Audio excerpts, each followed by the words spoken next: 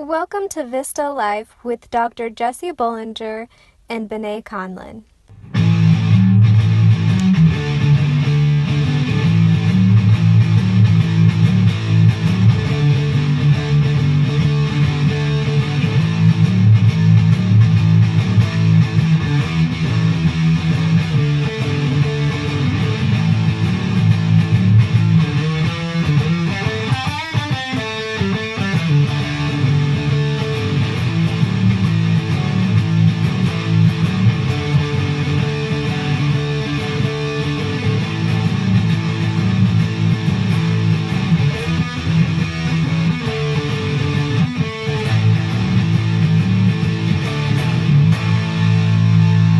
Dr. Jesse Bollinger with co-host B'nai Conlon. How are you, B'nai? I'm doing good. You? Doing real well. Happy to be here actually on our third episode of the Vista Life podcast. And we've got, last episode we had a Vista member, fellow Vista member as a guest. And today we're fortunate enough to be joined by our state Vista leaders. So pretty excited to see how today's show goes and learn a whole bunch about what it means to be a leader. So hope this is a good episode for everybody. So we've got Vista leaders Helen Basulis and Mariah Himes. Helen, I hope I didn't butcher your last name too bad. No, that was actually pretty good. All right, good. So was I a little off? Yeah, it's Bishulis, so there's like a sh sound, but you were like, I mean, that was pretty much on point compared to how other people try to pronounce it. Well, names are an important thing, so I want to, so at least I've got it right. Good. Well, thank you for the correction. So, very good. And Mariah? Hi. Hi. Good to be here. Awesome. Well, thank you both for doing this, and we appreciate it. So. Yeah, well, thank you for having us. Yeah. Awesome. B'nai, I think you kind of been thinking through, what we might want to know as I'm a fairly new Vista. You've been here for a little bit. You're about halfway through your service, if I remember right. So you've kind of been around these guys maybe a little longer than I have. So I'm going to kind of let you dig in and let's see what we can learn about being a Vista leader. Okay. Well, Helen and Mariah, I was, we're just kind of wondering, what is it that made you guys decide to become a Vista leader? Like, Mariah, I know, you served here in Des Moines prior to. So. I did, yes. So I did my first term of service as a Vista member serving with the Iowa Mentoring Partnership, and I just had a really good experience with that. I really enjoyed being a part of AmeriCorps. I love serving, and I love knowing that the work that I'm doing is making an impact and that it's contributing to the community. And I had really good Vista leaders during my term of service. So I just saw what they were doing and the recruitment and the supporting other members, and I knew that it was something I'd be good at and that I would really enjoy. And I also just wanted a year to really build on some of my leadership skills and have more time to network and get to know the community. I just moved here from North Carolina. So I saw this as an opportunity to just put down more roots in the community that will hopefully lead to just more connections and hopefully a job after this. So. This is your. And pardon? Well, this is your second year of service, one as a Vista, one as a leader. So you've actually got 3 more years of eligibility, right, that you could use. Do you plan to use any of those, or are you going to save those maybe for later in life, or have you thought about that? You mean my eligibility to get a federal or state job? No, as I understand it, there's 5 years of eligibility to be a Vista. You can do 5 terms. True. Based on what I've been told. So have you thought about those other 3 years, if you might use those now or sometime in the future? I think what I'm hoping to do is to find a job locally after my second year is up in August, but I could definitely see doing AmeriCorps again, maybe when I'm a little bit older or retired. So yeah. Awesome. I think, Bené, were you starting to say something there a minute ago? I think that was Helen. Yeah, so I had like a variety of reasons for why I became a VISTA leader, and I'll just kind of like gloss over a few of them. So last year I was a VISTA with the Circles Initiative in Dubuque, Iowa. I was working a lot in their volunteer management and coordination. And I had that job like fresh out of college.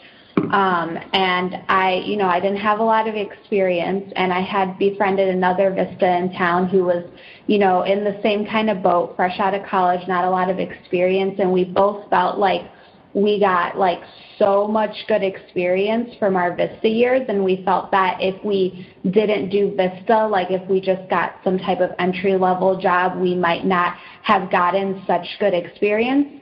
So I really feel like we were given so much responsibility with our roles to the point that we were kind of like surprised, but we both did well, and we both like rose to the occasion. And I really love that we were given those opportunities, and I just really wanted to guide and mentor other VISTAs, because again, I've been through the whole process. I had my ups and downs during my VISTA year as well. So the idea of guiding and mentoring other VISTAs really interested me. And one of our volunteers at Circles actually sits on the board for Volunteer Iowa, so he was able to refer me to this position because I was actually a VISTA with Iowa Campus Compact. So that's another kind of intermediary type organization like Volunteer Iowa is, that essentially I'm not sure if they actually hold the grant for VISTAs. I think they might, just like Volunteer Iowa does. But in other words, I was from a different cohort of Iowa VISTAs, so I wasn't even aware of Volunteer Iowa until he referred me here for the VISTA leader position. And so I graduated with my bachelor's in social work from Clark University in Dubuque. And I had gotten that more, what we say, macro level experience. So kind of capacity building, volunteer management. You're not really working one-on-one too much with people. And I really like the aspect of this where I get to work one-on-one with VISTAs, and I wanted some more experience working one-on-one with people. So yeah, those are kind of variety of reasons why I joined, or I decided to do another service year. So did you both start your term of service at the same time, or do you guys have is it staggered a little bit? I think it was a week apart. Yeah. I started the week before her. Yeah. Okay. So you share office space, you see each other every day. Now obviously, building those team skills, having coworkers, that kind of thing, that's important, and especially fresh out of college, sometimes you don't have it. Right. How's that been? It's been good. Yeah, it's been good. Building what skills did you say? Just basically working, with somebody else that basically holds the same position. Yeah. Honestly, I was so relieved to find out that there was going to be another VISTA leader when I applied for this position, because I just think that I really love working with another person. I just was bouncing ideas back and forth, and I don't have to ask Nicole as many questions and stuff like that, because we can talk to each other about our projects. So I like having a coworker that's doing basically the same job as I am. Yeah. So it's pretty cool. I definitely like being able to share responsibility and talk about issues that we might, similar issues we might be having in our work or challenges.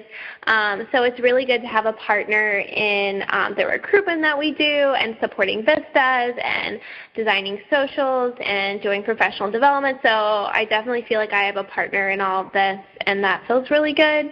And like Helen said, definitely having somebody to bounce ideas off of. I think it really strengthens our work to have two very different people bringing everything that they have into this position. So I'm definitely thankful to have be able to work with Helen. Aww. I'm thankful to have you too. Thanks.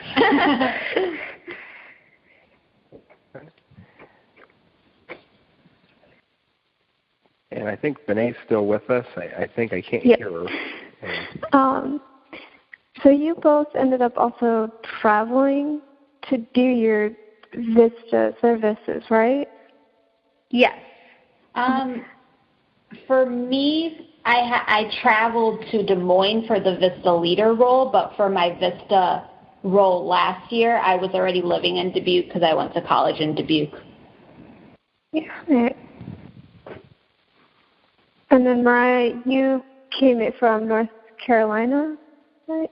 Yeah, I graduated college in North Carolina, and during that spring semester, I really knew that I wanted to do at least a year of service, just getting experience working with nonprofits, because that's the kind of work that I'm interested in. So doing service seems like a great way to get experience and help others and do good things. So I wanted to go somewhere new where I could explore an area and make new friends and meet lots of new and interesting people. So I moved to Des Moines, Iowa, and it's been great. I love it here. So I've been here for almost, a little bit, like a year and a half maybe. And planning on staying. So it's been really good. Awesome. Can you guys also talk a little bit about the relocation process through like the AmeriCorps Vista? Because I know they say, they'll reimburse for help like gas prices or airfare. Yeah. Well, so before I started my VISTA term, I had a pre-service orientation in Chicago, so I actually just packed up everything that I owned basically into my car and drove to Chicago from North Carolina, and then we had 3 days of training in Chicago, and then I drove from there to Des Moines to start my service. And the pre-service orientation, the travel to and from, and your room and board while you're there is covered by AmeriCorps, and then I was afforded a relocation allowance because I was traveling so far from my home. And at the time, I think it was up to $500 if you're traveling more than 50 miles away from your home in order to serve. So I was awarded that $500, but I think that's raised because I read somewhere recently that the relocation allowance can afford you up to $1,000 for moving away from your home. So I think that's gone up. But that definitely helped because my car is kind of old, and by the time I got here, it was kind of breaking down, and I had a lot of fees in terms of getting my car back to working order. So that was really helpful for me. And I think that $500, or $1,000, whatever it may be right now, and last I knew it was still $500. But I think it might also depend on where you're serving, just like the stipend kind of it changes a little bit. Right. That's true. Isn't part of that money, whatever the amount is, isn't that also for deposits and that kind of thing? Because you're relocating somewhere for a year, so you've got utilities, you've got rent, you've got apartment deposits, that kind of thing. Is that? Am I correct in that? Yeah, so when they give you the relocation allowance, it's just that you've already been set up with AmeriCorps and direct deposit that they're going to be paying you for your service with that, that small stipend. So they just put it into my account, and then it was free for me to use as I needed it. So I used it mostly for my car, but, when I needed to go out and get some dishes and I had to put down like a when you're starting to live in an apartment and you have to put a payment down, I was able to use it for that. So it's for whatever your needs are. Like if you move here and you don't own any furniture, I didn't, then you can use it for that as well. So it's whatever you need. Sure. And I moved from Dubuque to Des Moines, so I got relocation for that from AmeriCorps, but that was only about like $60. But I was really lucky in that my site, Volunteer Iowa, gave me I don't even remember how much it was, but it was I think it was like $400 or $500, honestly, for relocating. Because I remember when I first got paid, it was a pretty heavy check. And this past year, I'm used to not having a lot of money at all. So I was like so happy to get all of that. And different sites will do that kind of stuff. You just have to check with the site that you're like applying to. But yeah, like that definitely helped with bills that first month because it took me a while to get paid because I was jumping from one AmeriCorps position to the other, and I had to get into the new like pay periods here. So I really was very, very happy when I got that from Volunteer Iowa. Very good. So, what we've talked. I think every meeting I've ever been in that involved a group of Vistas, one of the things that we talk about is how hard it can be to live on the stipend, and I know what rent looks like in Lamoni, and I hate to say it.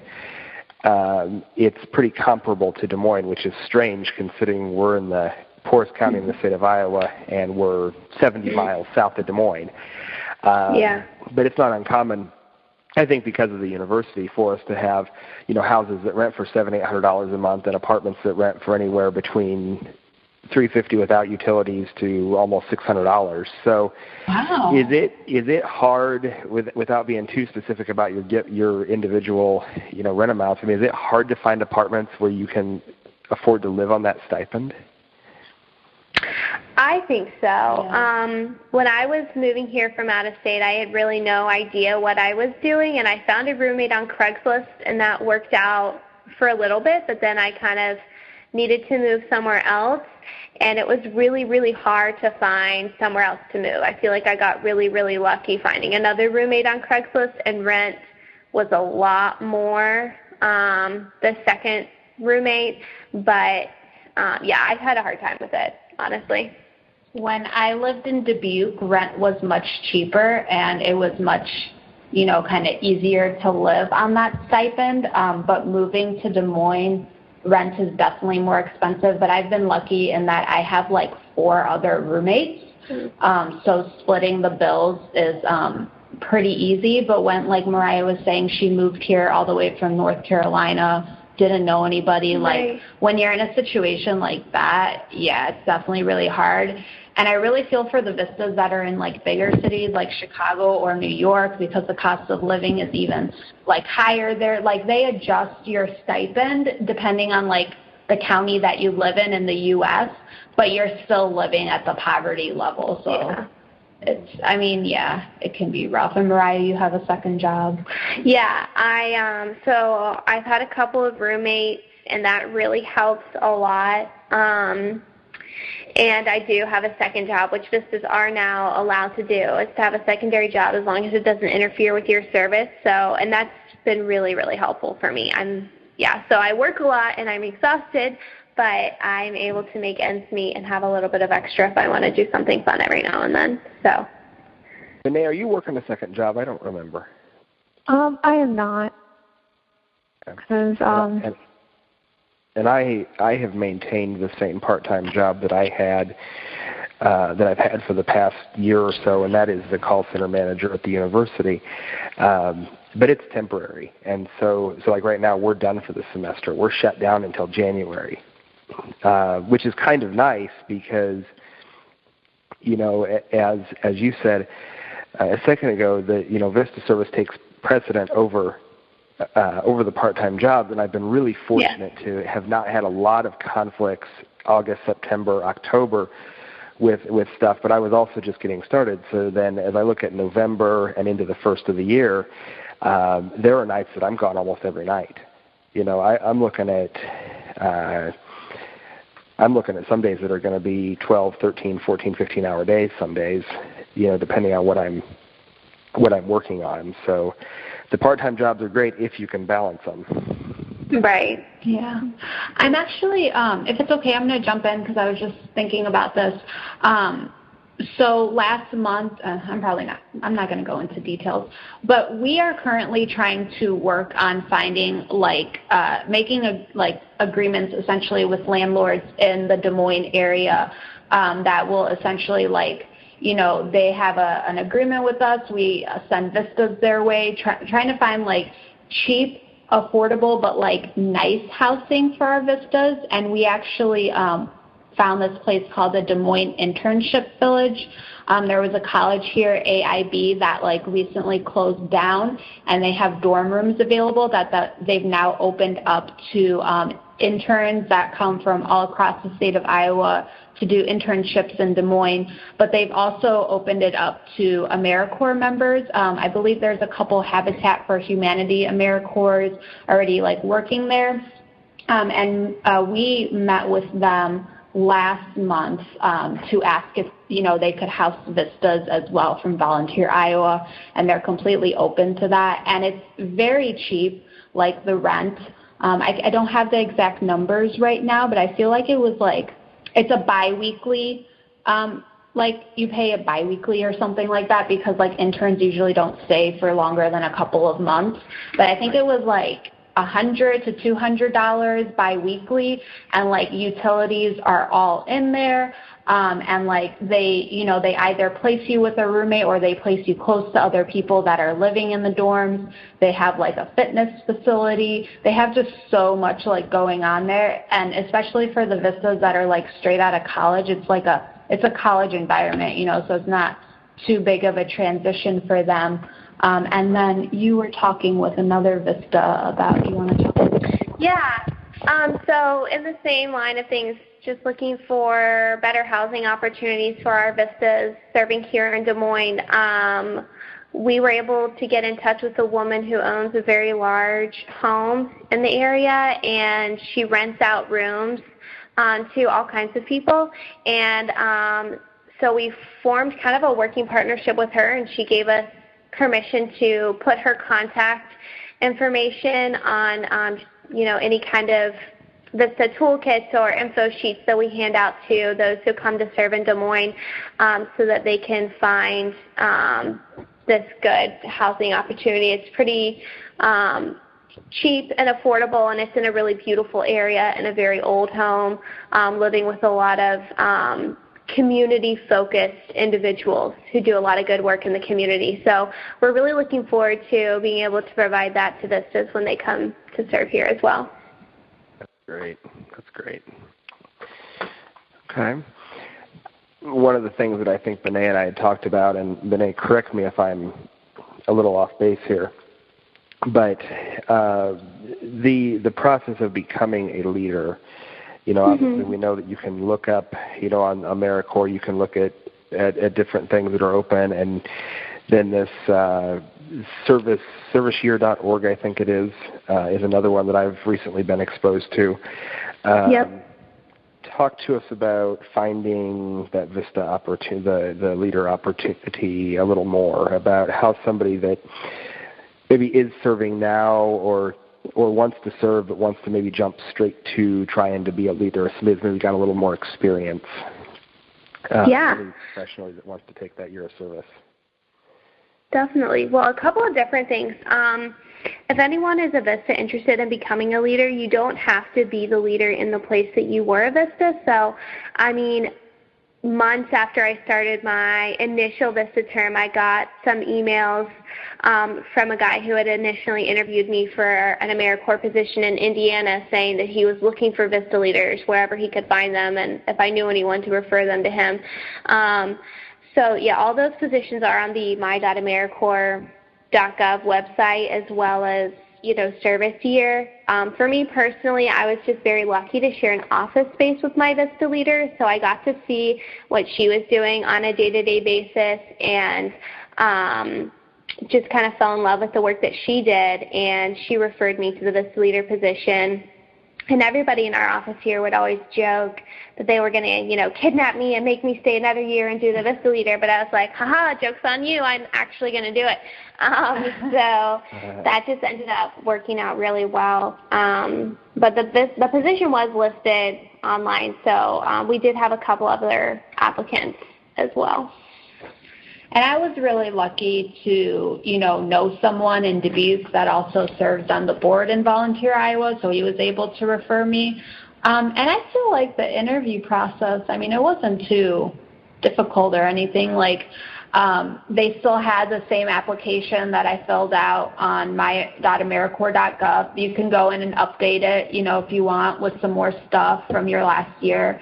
I had an interview with Nicole. I think it was just one interview, yeah, and then she followed up with me the next week or so, I think, and told me that I had the job. So it was really easy. Oh, and she had talked to my current VISTA supervisor as well. And yeah, I ended up getting the job. And I think that if you're a VISTA and you're interested in being a VISTA leader, talk to me or Mariah, and we can kind of help you prepare for the interview, the application, kind of talk with you about what your responsibilities will be. And like Mariah said, you don't have to apply for, next year's Volunteer Iowa's VISTA leader position. There's so many VISTA leader positions all across, the U.S., but we would be more than happy. Oh, God. I knew I was going to do something embarrassing during this. We would be more than happy to help you guys, with that process if you are interested in applying. Yeah. Awesome. Bené, do you have any other thoughts, or I know there were some other questions that you had kind of shot my way at one point, or just kind of over the last couple episodes? Right now, my brain is kind of going blank on the question. Yeah, no, I think I am too, just because it really, because I know from several other discussions that I've had with other Vistas and the couple times that I've talked to each one of you on email or things like that, no day is ever the same.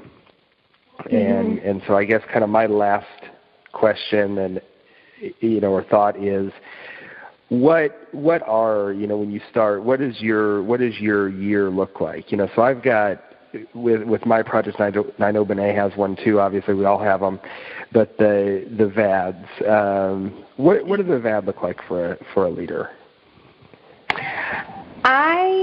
So this is Mariah. I love our VAD because it has, I would say, 3 major components, and Helen could probably add a lot more detail, but our main role is to be there for the individual VISTA members, so to provide support and resources and just be a point person and a go-to person when they have questions about anything that comes up in their service. Literally anything, whether it's healthcare or resources or not a great working environment or a bad site supervisor or just being stressed or overworked or bored and underworked, whatever the things are that come up, we're here for you, and we're not managers. We're just here to provide support and be a listening ear, and to be able to put you in touch with the resources that you might need to get everything that you want out of your service. So that's kind of our role in supporting, and then also it is in, planning and organizing opportunities for professional development. So we try to do that on a monthly basis, holding a webinar, giving the VISTA members opportunities to share what they're learning by providing a professional development, and also looking for and creating opportunities for Vistas to socialize with one another and just trying to develop that AmeriCorps community and that strong sense of being a part of a team and a part of something that's bigger. And so those are kind of the main roles that I see. And, as VISTA leaders, we are still Vistas, so that capacity building focus is, very important. We, like I said, everything from, trying to secure partnerships with landlords to Mariah had a meeting today. Do you want to talk about that meeting before? Yeah. Sure, yeah. I met with someone today who does ads on the buses in the Des Moines area to see if we could get some ads about AmeriCorps. So that was another thing I forgot to mention is the recruitment that we do. We're responsible for recruiting VISTA members, and just like Helen was saying, creating those community partnerships that future VISTA leaders can take advantage of to serve their members as well. Yeah, and I'm currently working on a VISTA welcome packet, which hasn't been used for a couple of years now. but something like a takeaway to go along with after you guys do orientation with us that basically is like your go-to place to find out about like government assistance or like, local like food pantries and like, how to record your hours or how to not like overwork yourself, setting up boundaries, like a lot of things that we cover in orientation as well, but it's something that you guys will be able to like take home with you and not have to look through like PowerPoint slides or something to find out what all that information was from orientation. So really our main role, honestly, is to make a VISTA's life easier. That pretty much encompasses it, and honestly, I love it. I don't know. I just really love the idea of like working for you guys essentially and just trying to, make your guys' VISTA years like really good. Yeah. Yeah. Awesome. That's great. Bené, do you have any final thoughts? Or I guess, what is your favorite thing so far on being a VISTA leader? I love the VISTAs. I just think you guys are all so awesome, and I love having like check-ins with you guys and our social stuff that we do. And I was like sick for a couple weeks, so I missed the nonprofit summit. I was like super looking forward to that. I don't know. I just like hearing what you guys are doing at your like, placements and just hearing where you guys are like in your lives. And yeah. Yeah. I like getting calls from VISTAs who have a question, and I'm like, let me help you, yay! And also, you guys can also always call us when something is going really well. Like, we're here also to celebrate those victories with you. Yeah. So I look forward to, reading what you guys produce and, like, hearing about what you do. Like, we love to hear about all the things that are going really well for you, too. So we also have a lot of fun. I don't know if you guys have taken a look at them yet, but making our newsletters that we put out every month. Our last newsletter was especially very creative and fun, and we're planning on having that for the rest of the year because newsletters can sometimes be really like boring. So we're planning on having them be more engaging and like, putting tips in there. Like we'll put like recipes or like money tips or like what the next monthly professional development session will be on. So just kind of like, VISTA news, but we'll also put like jokes and cute animals and stuff in there because we're just, nothing should be boring if it has to be. Absolutely nothing. Yeah, so we just want to engage you guys, and that's our way of engaging with you guys. That's great. Well, I really appreciate you guys joining in and helping us out with this episode. And Bené, do you have any final thoughts before we? No, I'm good. Thank you guys so much for talking with us. Yeah. Thanks so much for having us, and thank you guys for serving. Yeah, and thank you for doing this podcast series. Super cool. It's a lot of fun. It's a lot of fun, and it's kind of cool for me because we have an AmeriCorps State program at Graceland University, which is the university in Lamoni, and Decatur County Development, my host site, just happens to have an office on the Graceland campus, and so it's been kind of nice to be able to kind of bounce back and forth with the AmeriCorps director, who I actually went to college with. Oh, wow. We're actually using some of her members to carry out some of the partnership work that we're doing. We've partnered, the VISTA or Decatur County Development has partnered with our local library to do some technology workshops dealing with personal finance. And we're using AmeriCorps members from Graceland to offer free child care to help encourage people to come to the workshops. Awesome. That's really good. Yeah. So you guys are all doing such great work across the state of Iowa. I just always get so happy when I hear this kind of stuff. Yeah, it's a good deal. So well, we appreciate it, and thank you everybody for tuning into this third episode of VISTA Life, and we will we'll be back here hopefully in a couple of weeks with our next episode.